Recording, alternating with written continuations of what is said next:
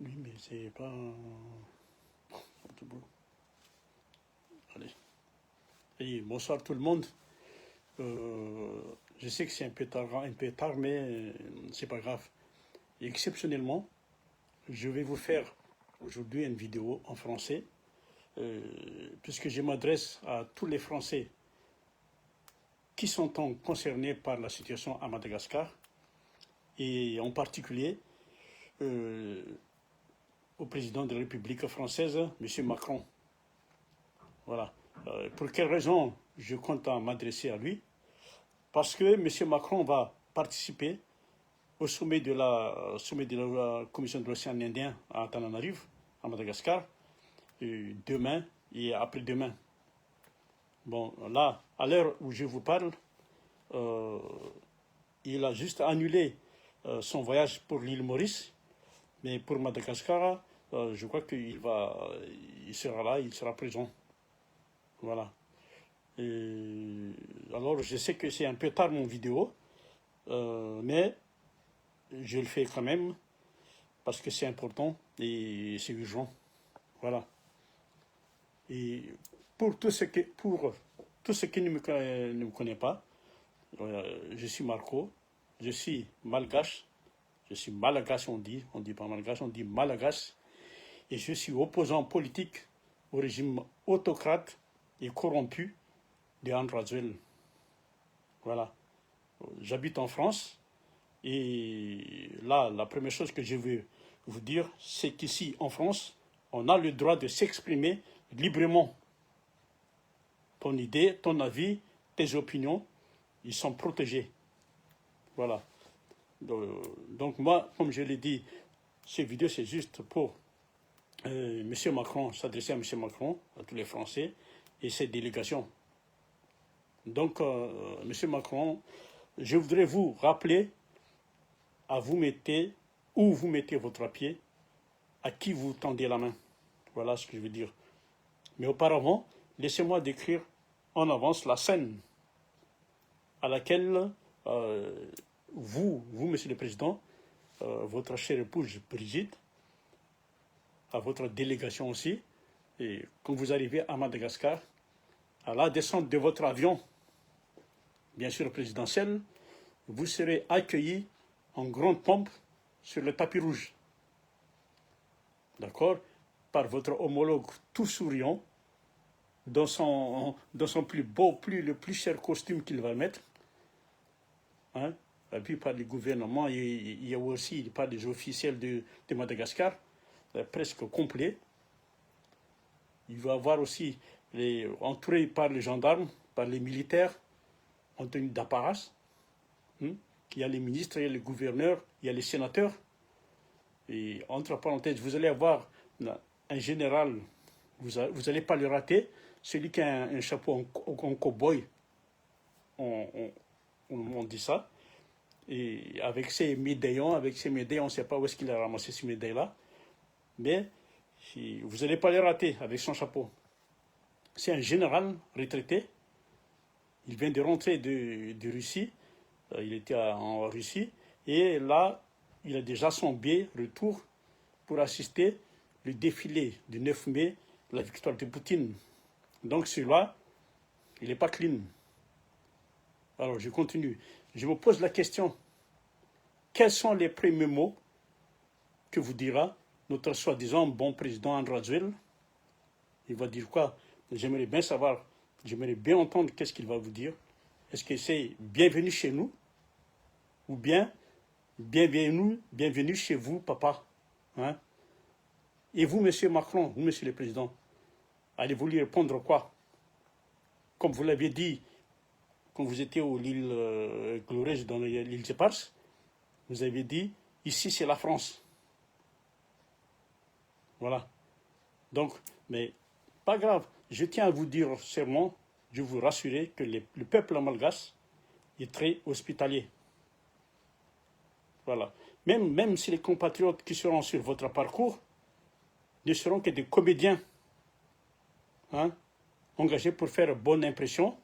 D'ailleurs, tout sera formidable pendant votre séjour, même si vous restez pas longtemps. Vous allez traverser des rues propre, éclairé, des façades repeintes, et dessinées, des gens souriants et heureux. Voilà ce que vous allez voir.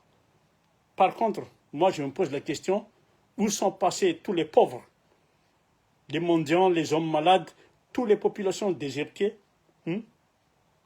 qui erraient dans la capitale? Où tous ces gens-là ont-ils isolé? Voilà, je me pose la question. L'endroit où vous allez pour faire les bains de foule, parce qu'il le sait, Radjoul, il sait que vous aimez bien ça, l'endroit où vous y allez, et les gens que vous allez voir, c'est des gens qui sont triés, et c'est des gens qui sont choisis. Hein? Donc, c'est pas le peuple malgache. Hein? Voilà.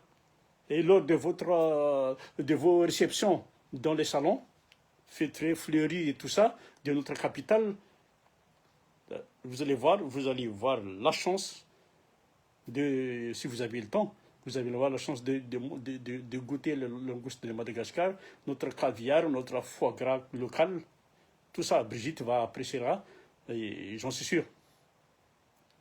Vous allez adorer les démonstrations festives de nos danses folkloriques. Hein? Oui, mais votre séjour sera vraiment formidable, ne vous inquiétez pas. Des beaux souvenirs dignes d'une carte postale du temps passé. Mais, car tout cela, Monsieur le Président, tout cela, ce n'est qu'une mascarade.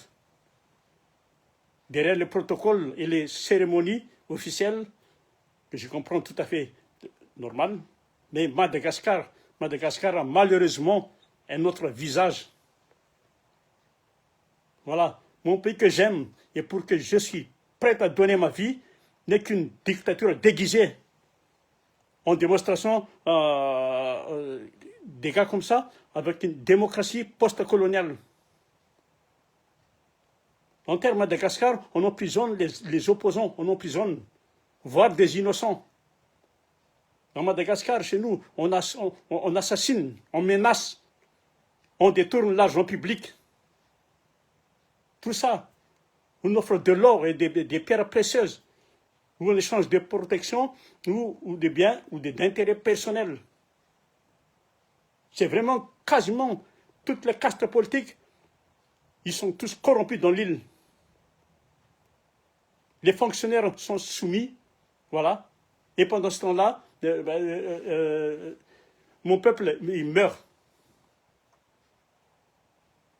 Voilà, les conditions sanitaires, ils sont toujours plus déplorables. L'île manque d'eau potable, des routes convenables, voilà. L'accès à l'éducation comme l'accès à la nourriture, là, c'est vraiment un parcours de combattant. Il n'y a pas de travail à Madagascar. Le chômage est délirant alors qu'il y a beaucoup de choses à faire. Alors qu'on pourrait y avoir du travail pour tout le monde. Et voilà, j'arrive là depuis le 2009. Depuis 2009, et le coup d'État orchestré par la France, avec ce gars criminel, le criminel là, le président Sarkozy, tout s'est dégradé. Et depuis son retour là, le Radjoul là, depuis son retour en 2018, dans des conditions contestables, l'élection, leur nationalité et tout ça, M. Radjoul n'a rien fait pour son pays, rien fait pour Madagascar, rien du tout. Et ce citoyen français, il est français, n'oublie pas qu'il est français, il était plus occupé à soigner ses relations personnelles et de remplir ses poches. C'est vraiment dans le système de mafieux. Voilà, mes chers compatriotes, chers amis français, Monsieur le Président, excusez-moi, excusez ma colère, mais ma déception, mon inquiétude pour l'avenir. Et de voir mon île s'enfonce dans la souffrance. Voilà. Jusqu'où tout va cela? Ça va aller où tout ça? Ça va aller où? Jusqu'où où? Mais nous ne sommes plus une colonie. Mais nous les vivons comme tels. Et voilà, c'est l'ancienne puissance coloniale qui donne les ordres, dit aux autorités que faire, mais là, sur le terrain, le peuple ne voit aucun changement. C'est comme si la France voulait garder sa tutelle. Voilà. Sur ces territoires coloniaux, comme ces départements sur l'océan Indien, comme Mayotte, exemple. Mais sans jamais donner les moyens. Du coup, un pied dedans, un pied dehors. Oui, mais peut-être que la France a oublié que le sang malgache s'est mélangé à celui des soldats métropolitains lors de la Deuxième Guerre mondiale et la guerre d'Algérie. Là, je pense à mon père. Alors, Monsieur le Président, peut-être que la France a oublié notre loyauté et notre sacrifice. Moi, je vous le dis, Francis, hein, vous ne pourrez pas continuer à supporter Raduel. Nous, on ne veut plus ces messieurs, on ne veut plus Raduel. On n'a pas besoin de lui, on ne veut plus Raduel. C'est un serpent, un diable sans morale. Et voilà que notre peuple, qu'est-ce qu'ils ont? Le peuple n'ose pas à critiquer par la peur de représailles. Voilà. Ce n'est pas rien, rien n'a changé depuis le temps des colonies. Et là, maintenant, c'est pire. Et comme si notre destin était lié à la servitude, hein, à la pauvreté, à la mort. Voilà. Et pourtant, je reste optimiste, Monsieur le Président et les délégations. Vous avez une opportunité historique de dresser de nouvelles perspectives de développement lors de ce cinquième sommet de la COIA, de la COI. Je parle en tant que Malagasy, mais j'aimerais également parler pour l'ensemble des peuples francophones de l'océan Indien, qui gardent tous dans un coin de leur tête un petit bout de la France. Nous sommes liés par l'histoire, par le passé. Hein? Et là, nous avons tous ensemble une communauté d'intérêt pour l'avenir. Voilà. Imaginez la place que nous pourrons tous avoir avec la France à nos côtés. Hein? La France qui est la première puissance maritime du monde.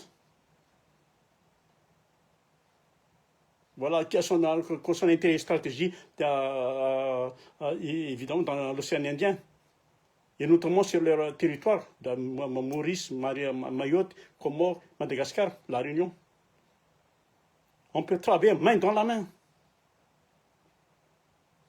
Et de unir pour une plus de sécurité, pour les conditions sanitaires et sociales où, voilà, c'est meilleur. Et pour la protection de l'environnement, c'est votre thème dans le COI.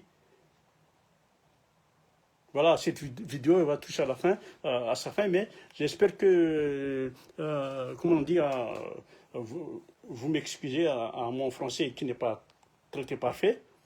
Mais si vous avez aimé cette vidéo, n'hésitez pas à partager pour que tout le monde le voit, c'est important. Voilà.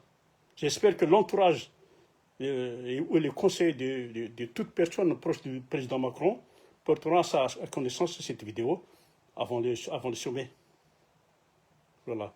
Alors voilà, mes chers amis, il était très important pour moi et pour vous, pour nous, de faire cette vidéo à l'occasion du sommet du COI.